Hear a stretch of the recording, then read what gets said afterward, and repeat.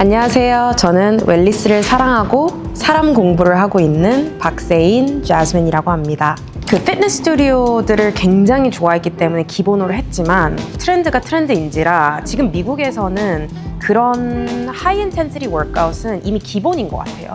그러니까 사람들이 기본적으로 러닝을 하고 기본적으로 운동을 하는데 이제 몇십 년간 그렇게 열심히 운동을 했잖아요. 그렇다 보니까 몸이 아파지고 회복이 필요한 순간들이 자연적으로 온 것 같아요.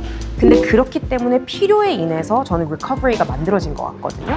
뭔가 이거 괜찮지 않을까라고 시작하기보다는 정말 필요로 인해서 형성되는 마켓이 되게 많다고 저는 생각해요, 미국은. 그래서 그런지 수요도 훨씬 더 높다고 생각하고 good to have가 아닌 need 쪽에서 저는 간다고 생각을 하거든요. 그래서 이번에 사우나 간 것도 되게 두 가지 타입을 봤는데 첫 번째는 이제 대규모로 60명이 들어가는 사우나와 콜드 플런지가 어덜쉽이라는 곳이 있고 그 외에 제가 인스타그램을 찾은 웰니스 스피크이지 사우나라는 것도 갔는데 이름이 엘란이거든요. 그래서 이게 무슨 말인가 했는데 인헤어를 거꾸로 한 거더라고요. 굉장히 좋고 유니크한 컨셉이었던 것 같아요. 그냥 요가원인데 탈의실 들어간 느낌으로 들어가면은 갑자기 사우나 4인이랑 콜드 플런지 2개가 있고 약간 바처럼 돼 있어서 티를 마실 수 있는 되게 작은 공간이거든요. 근데 경험 자체가 고밀도적이었고 되게 감도도 높고 회복이 쉬운 게 아니라는 걸 굉장히 느꼈어요. 4명이 들어가는 그 사우나가 170도예요. 너무 높아요. 그래서 20분 앉아있는 게 쉽지 않더라고요. 그래서 회복과 휴식은 굉장히 다른데 지금 내가 하는 경험이 휴식이 아니라 회복이구나 라는 것을 느끼게 해준 콜드 플런지 경험이었어요. 지금 어쨌든 커뮤니티라는 게 굉장히 중요시되고 있어서 정말 많아진 것 같아요. 물론 러닝클럽이 많은 것처럼 커뮤니티도 많아졌는데 거기 안에서 고유의 value와 그리고 타겟이 굉장히 정확하고 사람들이 와서 내가 여기 왜 왔는지에 대한 것들이 강력하게 박힌 커뮤니티들만 저는 살아남을 것 같거든요. 이게 그래서 저는 어떤 운동을 하는지 콜드 플런지를 하는지 러닝을 하는지 이런 거는 사실 한국은 굉장히 트렌드에 민감하기 때문에 그것만 잡고 가기에는 조금 어려운 것 같아요. 그래서 Y가 제대로 있고 그 파운더나 시작하신 분들이 정확한 자기의 생각과 value와 thesis,가 있는 커뮤니티와 스튜디오들이 살아남지 않을까. 그리고 카피캣들이 아닌 정말 계속 질문을 던져도 그 이유를 알고 끝까지 파고들 수 있는 곳들이 살아남지 않을까라는 생각을 하고 있어서 지금의 트렌드라고 치면은 커뮤니티 기반의 운동이겠지만 이걸 많이 한다는 거는 웰니스 파이는 커져가고 있기 때문에 저는 더 많이 나왔으면 좋겠어요. 그 대신 사람들이 지금 현재 하나의 인간으로서 뭘 제일 원하는 것일까 그런 것들을 좀 들여다보면서 만들어가는 곳들이 결국에는 살아남지 않을까 생각하고 있어요. 워커스 하이라는 것도 저도 너무 공감하는 부분들이고 저도 일을 할 때 엄청난 몰입을 하는 거를 굉장히 좋아하고 또 제가 플로우 단계에 있을 때 전 정말 제가 살아있다고 느끼는 게 있거든요. 그래서 그런 부분들에 대해서 매우 공감을 하고 있었고 또 저 또한 그 인터뷰를 하면서 사람들의 성공에 대한 기준이라던가 행복에 대한 기준이라던가 그들이 이 일을 하면서 어떤 것들을 중요시 하는지에 대해서도 동기고 친구지만 한 10년 후에 만난 거니까 되게 새롭게 다가오더라고요. 그래서 되게 좋은 프로젝트다라고 생각하고 있던 찰나에 워커스 하이 안에서도 이제 좀 다양한 컨텐츠를 해보고 싶다라고 얘기를 하고 있었고 저 또한 팟캐스트를 하고 싶다고 한 1년 동안 얘기를 하고 다니는 때였어요. 근데 저희가 그런 지점에서 같이 할 수 있는 부분들이 있지 않을까라고 생각해서 이제 온체어라는 새로운 시리즈를 함께 하면서 이제 제가 제 주변에 있는 좋은 대표님들 그리고 워커들과 인터뷰를 하게 된 거죠. 저는 성공 스토리의 이야기들은 굉장히 많은 것 같아요. 근데 저 또한 아직 ING고 많은 사람들이 아직도 ING인데 그런 분들의 스토리들도 우리가 같이 들어야 함께 공감하면서 함께 클 수 있지 않을까? 물론 자기의 업계에서 저도 성공했다고 생각하는 분들도 모시기도 해요. 모시기도 하지만 어떤 스테이지에 있건 그분들이 많은 사람들이 살고 있지 않은 스토리를 갖고 있다면 그리고 그거를 공유해 줄 수 있다면 더 많은 사람들이 공감할 내용이 있지 않을까.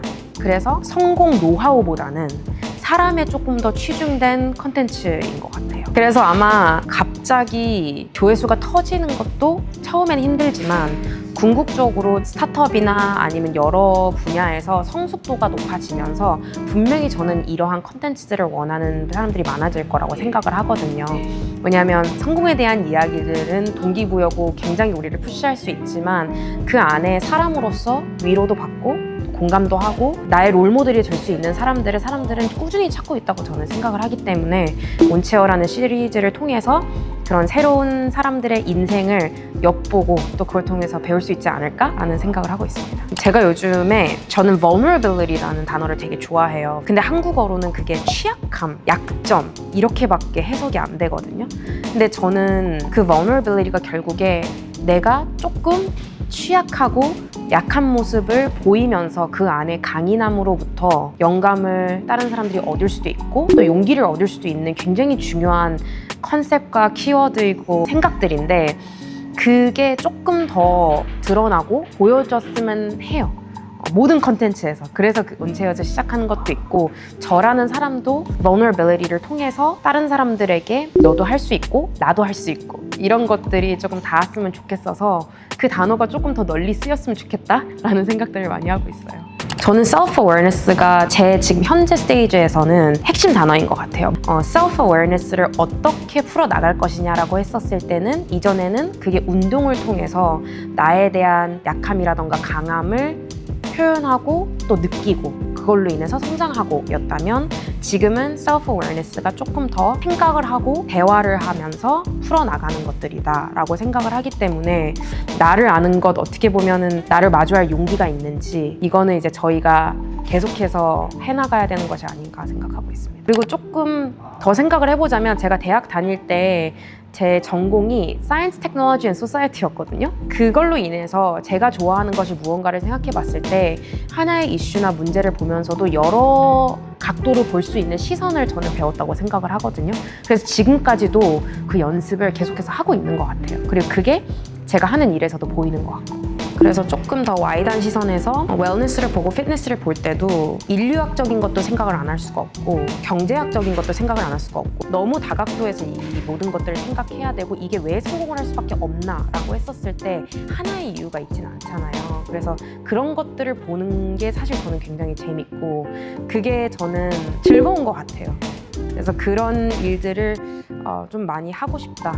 그게 지금 당장 내가 돈을 벌지 않는 일이라도 계속해서 공부하고 그걸 계속 나누다 보면 같이 일하고 시너지를 낼 수 있는 부분들이 나오더라고요.